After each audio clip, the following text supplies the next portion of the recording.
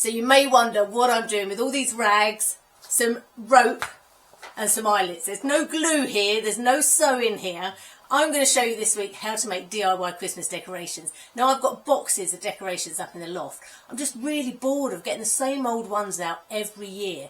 But I don't have the budget to go and buy them, and I don't really want to, because I can make beautiful decorations out of anything I can find in the house and in the garden. So this week, every day, we're going to make different Christmas decorations, and today is RAG Garland Day.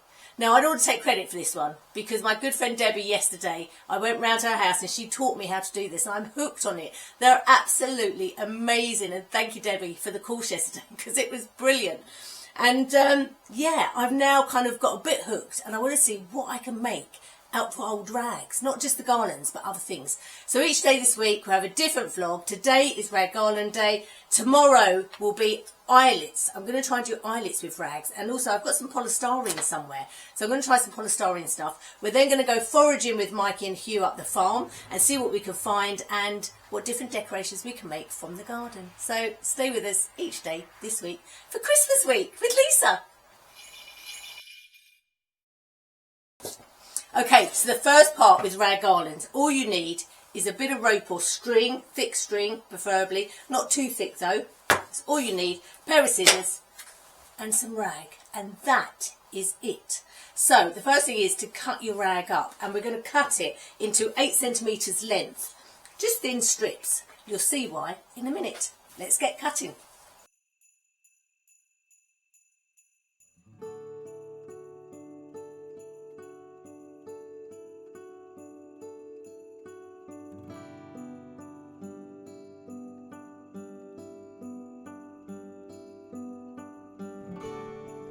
Now, I have so many times people say, oh, I can't do this project because I can't cut straight, I can't sew. There are so many excuses that you can make, but not with this project, because there is no sewing. You don't have to cut straight. There is no measuring, there's no gluing. It is all just about being a bit shabby chic. So this is an old pillowcase. You can use any fabric you like, and if you don't have any old remnants, any scraps in your cupboard, then just go to the charity shop and you'll pick something up. You can use quilt covers, you can use any old cushion covers, anything that you can find, and you don't even have to cut. All you have to do is measure your 8 centimetre length once, because then you use your existing piece that you've already cut to measure your next lot. Just cut some tabs, they don't have to be straight, and rip if you don't even want to cut. Now, what happens here is this actually makes it quite shabby chic. You get little bits that come off, but that doesn't matter, it adds to the look of it. So what I've done here is some of them I've cut because I want neat and tidy, and some of them I'm just ripping.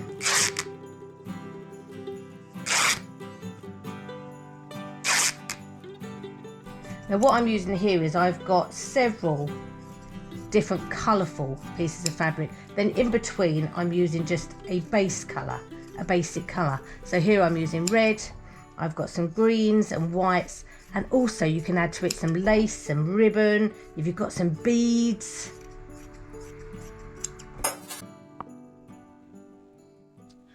Okay, so I've got all of my pieces here. I've got 1, 2, 3, 4, 5, 6. I've got 7. I think that'll do. I'm going to add a lot of lace to it, but we'll do that at the end, and I'll show you why, because this is going to be fillings. Next thing you do, get a bit of string. Now, I've measured my string to the length of my fireplace because I want the first garland I do to loop down along the fireplace. Measure a little bit extra, because what you need to do is do a little loop on the end. Fold the loop over, make a little knot. Now this means you've got something to hang it with. Do that on either end. Now, before you can start putting your bits of fabric on, sorry, I've got a knot in my rope, right. What you need to do is kind of measure out and have pointers as you go along. Now the reason for this is because you don't want to use up all your fabric and get to a point where you've run out of red and you've done the first half of your garland and you've got no red to finish the rest of it. So what we're going to do, hold up your 2 ends, find your middle bit and add one of your pieces. Now all you do is wrap it round it and tie a knot. It's as simple as that.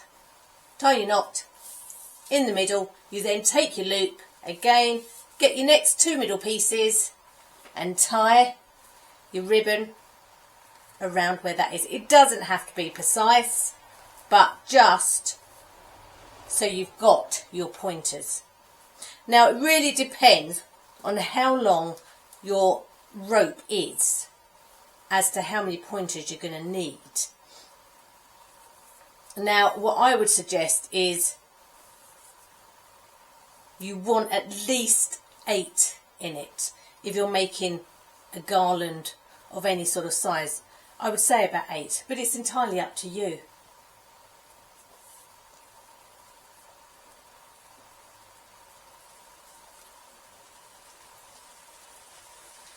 And it is literally a knot, 1 knot, nothing more. Try to get it in the centre of your bit of fabric. Now take a look at the gap that you've got in between. I think that's too long, so I'm going to add another one between each one. So all I do is put my 2 bits together and add another one there. Now make sure you tie your knot tight enough so it's not going to move on your bit of string. Okay, so I've got all of my markers on there now. I can now start adding all my other bits of fabric. And what you do is you start literally from the beginning where you've got your first marker, add another piece. Doesn't matter whether it's in front of it or after it, but just keep the same as you go along. So I'm going to add a green one here, then another one underneath, another one underneath, another one underneath. And that is again just so that you put the colour throughout your garland. And if you run out of one, it doesn't matter. It's still going to be in there throughout the garland. Now just so you know, for time scales, it took me an hour to cut all of this bit of fabric. Now I've cut a lot because I've got a long garland, and also I do want extras left over because I think I might want to make a few. I'm debating on whether actually to wrap them around the tree instead of tinsel this year. But yeah, about an hour to cut all of these, so that just gives you an idea of how long it takes. And then I think it'll probably take me about another 2 hours to fill this garland because it is so long. And then it'll be finished. So 3 hours, you've got a garland all done and finished. Better get on and start filling it.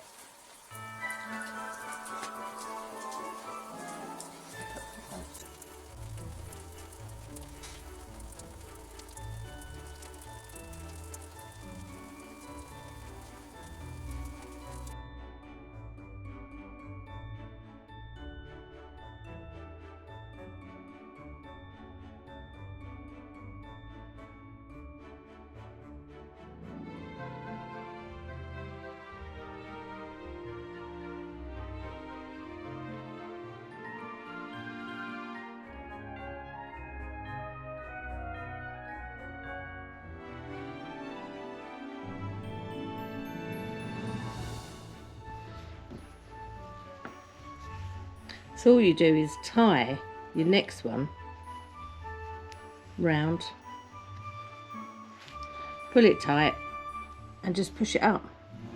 Now don't push it too hard because you don't want to push your original pointer out of place. Now in the beginning it may look a bit of a mess, and what you sometimes have to do is just twist your knots so that your ribbons aren't all in one place, but you'll see as we go along it becomes fuller and fuller.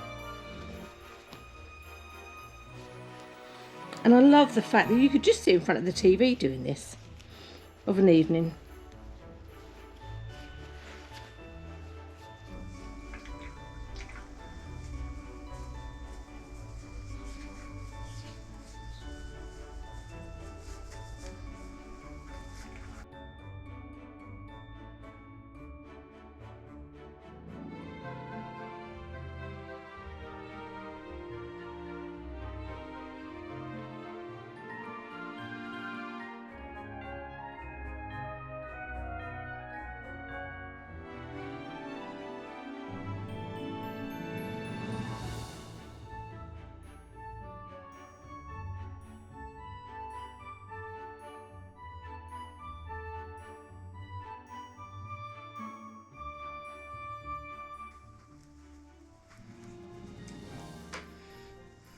So I think it's the last couple going on now.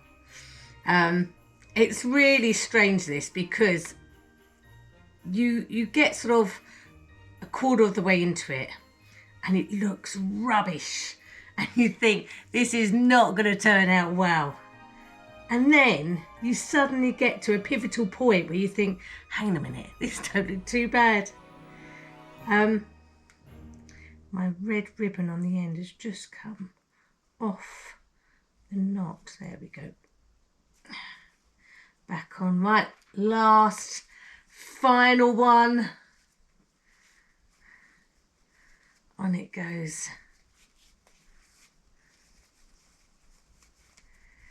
And that wasn't supposed to happen. It doesn't matter. I've done that quite a bit actually, where I've yanked it too hard and one side's come off, but it doesn't make any difference. Nobody's going to notice. That is my shabby chic garland. Do you know, if I was 20 years younger, I'd wear it down the pub. But I'm going to hang it on the fireplace and see what it looks like. But you can, when you get to this stage, is lay it out, look at it. If you want to add more colours, if you want to add a bit of bling, you can actually tie some tinsel around it, beads. You can even hang some baubles from it. But I kind of just like it like this. Let's go and give it a try.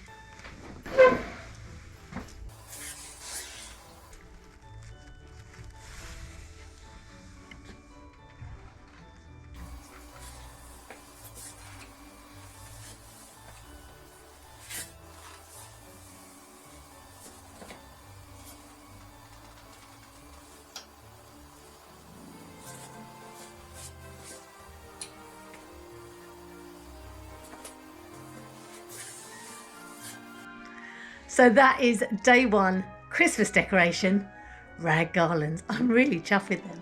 I think I'm going to go and make some more for the tree instead of tinsel this year. Anyway, come back tomorrow for the day two of another DIY Christmas shabby chic decoration. We'll see you then. Take care.